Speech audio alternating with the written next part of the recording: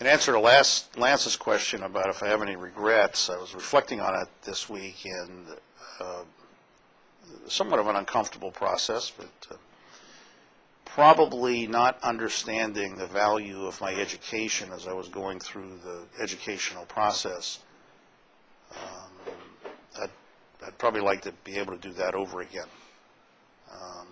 Unfortunately, you're a product, in many cases you're influenced by your environment, and so I never really took it as seriously as I probably could have, and I could have still had a good time, which is what my primary focus was on, and done a little bit better academically, and quite frankly had a better understanding of the value of the education and experience I was getting.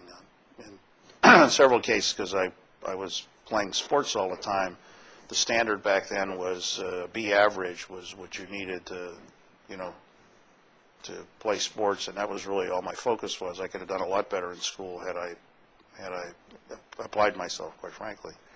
When I was in Washington, D.C. working for the congressman, I really didn't have a particularly good understanding of how valuable that experience was. To me, it was just a job. And it actually, if I had a little broader perspective on things, I think I could have taken greater advantage of that experience as well.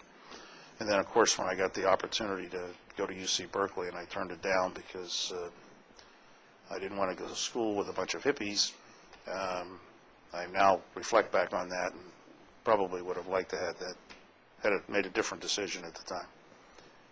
But the one thing I don't regret was coming to California.